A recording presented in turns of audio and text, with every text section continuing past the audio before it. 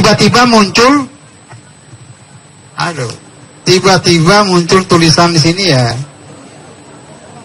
itu kebohongan. Ini adalah kebohongan yang luar biasa. Itu kebohongan. Kebohongan yang luar biasa.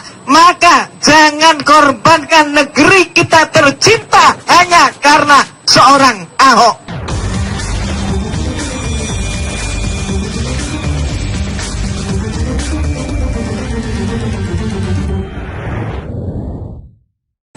Baik, makasih ya Pak Pedi dan teman-teman media semuanya. Langsung saya hendak menunjukkan bahwa ada media yang memelintir pernyataan dari saksi ahli bahasa.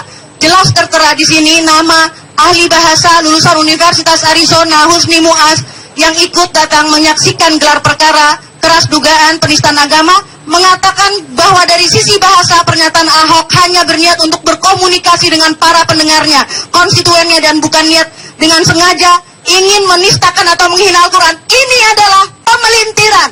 Siapa saja media yang memelintirkan keterangan saksi ahli, siapapun dia, maka dia berhadapan dengan pelaporan. Ini adalah kebohongan yang luar biasa. Aksi ahli bahasa, Profesor Muaz ada di sini, beliau jelas-jelas mengatakan bahwa Ahok menistakan agama, dan dari sisi bahasa jelas terpenuhi semua unsur penistaan. Silahkan Profesor Muaz. Silahkan Profesor Muaz. Ya, silahkan. Ya, Profesor Muaz.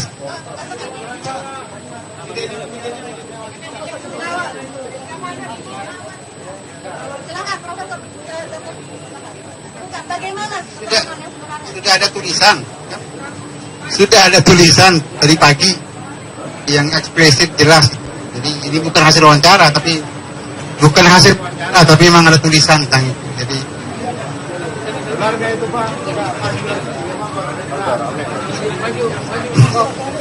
iya, isinya bertentangan dengan apa yang dikatakan tadi. Iya, saya akan eksplisit mengatakan bahwa itu ada di yang berbahasa. Kan tiba-tiba muncul, tiba-tiba muncul tulisan di sini ya, itu kebohongan.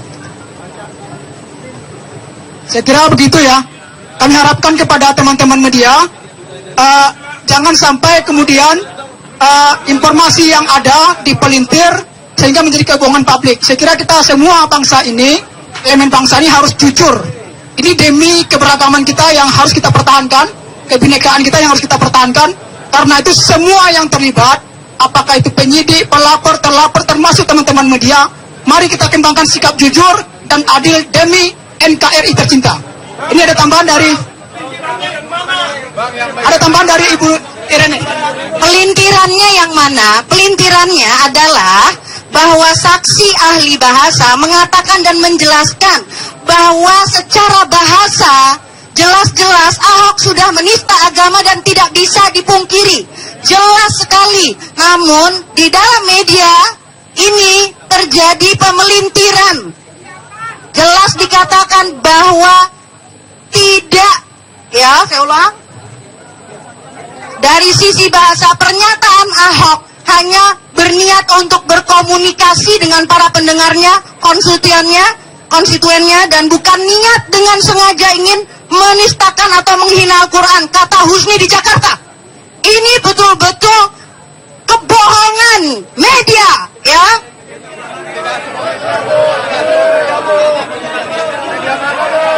Ya, jelas ada di sini. Jadi cukup ya teman-teman. Ayo, mau dengar satu berita lagi nggak? Ya, oke. Jadi kita jangan ribut sendiri. Kita harus tetap dalam satu barisan. Siapapun kita untuk menegakkan keadilan. Negeri kita adalah negeri berkeadilan. Jadi sabar dulu. Jadi Ahok ini kan selalu melakukan penistaan berulang. Kemudian di Pulau Seribu dia menyatakan bahwa ibu bapak dibohongin pakai Al-Maidah 51. Karena kita adalah negeri hukum dan semua kita adalah warga negara dengan hak yang sama, mempunyai kewajiban menegakkan hukum, menegakkan keadilan, maka kalimat Ahok yang mohon maaf non-Islam mengkritisi kitab suci Al-Quran milik umat Islam, ini saya pinjam, saya berikan seorang muslim yang dia ini melakukan yang sama dengan Ahok, muslim tapi berbicara tentang kitabnya Ahok, dan kemudian redaksinya Ahok saya pinjam, tidak dikurangi. Saya contohkan, ya, saya contohkan, ibu bapak dibohongin pakai Bible, ibu bapak dibohongin pakai Injil Yohanes pasal 14 ayat 6. Kira-kira kalau hal ini terjadi, pemaparan di depan umum bukan dalam rangka bedah kitab, bukan dalam rangka studi perbandingan agama, marah nggak orang Kristen? Pasti marah. Maka saya ingin katakan, Ahok ini selain menistakan Al-Quran, menistakan para ulama, sekaligus Ahok adalah potensi untuk membuat kerusuhan antar umat beragama.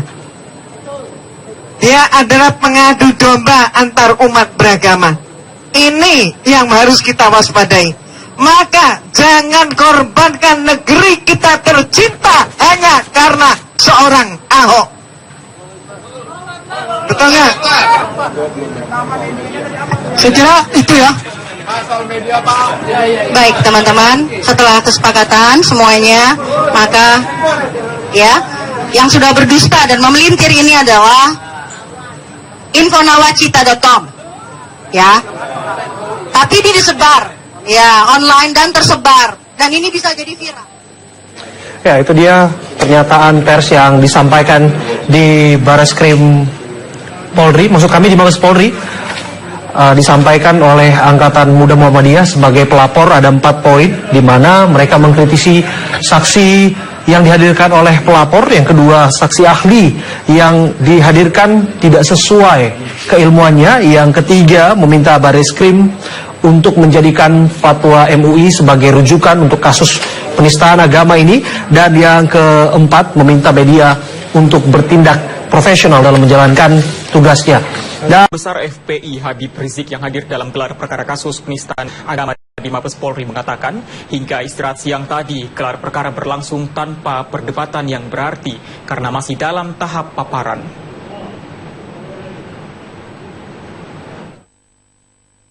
Baik dari pihak terlapor maupun pihak pelapor bersama seluruh para saksinya akan mengevaluasi dan mengoreksi dari pemaparan yang disampaikan oleh penyidik. Bukan perdebatan, bukan.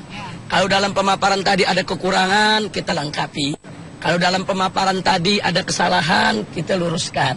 Kalau dalam pemaparan tadi umpamanya perlu ada perbaikan-perbaikan, kita perbaiki. Baik dari terlapor maupun pelapor. Jadi bukan perdebatan hukum. Nah, nanti dari sana kita lihat hasilnya akhirnya nanti. Nah, dari sana kalau sudah ada kelengkapan semua, penyidik baru mengambil kesimpulan. Nah, kapan penyidik ambil kesimpulan? Bisa hari ini, bisa besok, bisa hari selanjutnya. Itu adalah wewenang penyidikan. Nah, tapi kita sampai saat ini kan belum bisa memberikan pendapat apapun.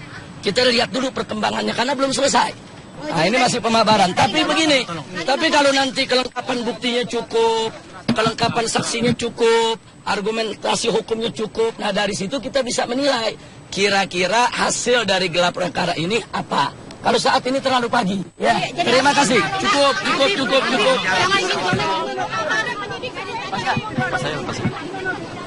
Lepas aja dah.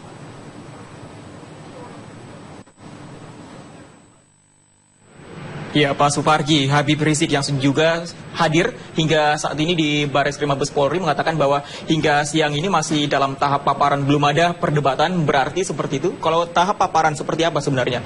Ya, penyidik memaparkan apa yang telah dilakukan dalam hal ini pengumpulan alat bukti, termasuk juga memeriksa para saksi-saksi dan kemudian dikonfirmasi nanti kepada yang hadir di situ, termasuk juga menyampaikan, memaparkan hasil pemeriksaan kepada ahli, dan kemudian nanti ahli mungkin juga akan memberikan masukan pendapat terhadap paparan yang disampaikan oleh para penyidik tadi. Dengan demikian memang ini tahapan yang masih panjang, karena memang sebagaimana dikatakan oleh Pak Habib tadi, masih dalam proses pemaparan yang dilakukan oleh pihak Mabes Polri untuk menentukan atau menindaklanjuti kasus dugaan penistaan agama yang dilakukan oleh Ahok. Kemudian nanti akan diberikan kesempatan kepada yang hadir di situ untuk memberikan tanggapan-tanggapan. Oke, tadi dikatakan juga oleh Habib Rizik bahwa ada kemungkinan jika diperlukan ada kemungkinan untuk menambahkan mungkin yang dimaksud adalah bukti-bukti seperti itu. Apakah memang masih boleh menghadirkan bukti-bukti baru dalam proses gelar perkara? Masih dimungkinkan masih untuk mengumpulkan dimungkinkan alat bukti karena tahap pembuktian untuk menentukan adanya unsur pidana atau tidak. Sekali lagi bahwa proses gelar perkara itu untuk menentukan ujung pangkalnya sebagai sebuah tahapan untuk memeriksa lebih lanjut atau kemudian mengakhiri kasus ini tadi, dan kemudian untuk menentukan itu ada berdasarkan alat-alat bukti. Sebagaimana kita ketahui kemarin misalnya ada juga yang menyampaikan alat bukti baru. Jadi dimungkinkan saja sebelum ada sebuah kesimpulan sebelum ada kesimpulan terhadap kasus itu, alat bukti itu dimungkinkan. Tapi idealnya memang alat bukti itu sudah terkumpul sebelum adanya sebuah gelar perkara. Gelar perkara ada sebuah mekanisme untuk mengungkap secara keseluruhan apa yang telah dilakukan terhadap orang-orang yang diduga melakukan tindakan penistaan agama, atau kemudian saksi yang melihat kasus tersebut, atau ahli yang memiliki kompetensi terhadap kasus tersebut, itu kemudian dipaparkan pada kesempatan hari ini. Oke, hingga siang ini dari pagi tadi dari pukul 8 atau pukul 9 seperti itu masih memasuki tahap pemaparan. Berarti masih untuk mendapatkan kesimpulan masih sangat jauh ya, bisa dibilang sepanjang hari ini. Kalau dalam hukum kita, apakah masih ada kemungkinan untuk menunda sebuah gelar perkara atau mungkin pemanjangan waktu atau seperti apa idealnya? Memang dimungkinkan bahwa gelar perkara itu misalnya tidak selesai dalam satu waktu saja. Semua itu sangat tergantung kebutuhan. Kalau memang itu kasusnya sangat unik, sangat kompleks, dan menimbulkan dampak yang luar biasa, maka perlu kehati-hatian dan kemudian perlu kecermatan untuk menangani kasus tersebut. Jadi tidak terbatas oleh waktu, misalnya harus hari ini selesai, tetapi agar misalnya tidak menimbulkan masalah-masalah baru, diharapkan misalnya pihak kepolisian bisa mengemas sedemikian rupa agar mekanisme gelar perkara itu bisa berjalan secara efektif dan efisien, sehingga kemudian tidak menimbulkan tanda tangan yang berkepanjangan dari pihak masyarakat. Oke, berarti masih ada banyak kemungkinan yang bisa terjadi di dalam gelar perkara ini. Oke, kita ke beberapa hari yang lalu sebelum gelar perkara digelar pada hari ini, Pak Suparji, pihak Bareskrim Mabes Polri sempat menyatakan bahwa gelar perkara akan digelar secara terbuka. Namun beberapa hari kemudian jelang hari ini, tiba-tiba Bareskrim menyatakan bahwa gelar perkara secara terbuka akan dibatalkan dan dilakukan dengan secara terbuka terbatas. Anda melihatnya seperti apa? Pada mulanya kita memberikan apresiasi kepada pihak kepolisian dalam rangka menjamin transparansi, akuntabilitas proses penanganan kasus ini. Maka dalam gelar perkara akan dikondisikan agar terbuka kepada publik. Tapi kemudian itu menimbulkan masalah baru karena pada dasarnya adalah proses penyelidikan ini, proses gelar perkara ini tidak ada keharusan untuk bersifat terbuka untuk umum.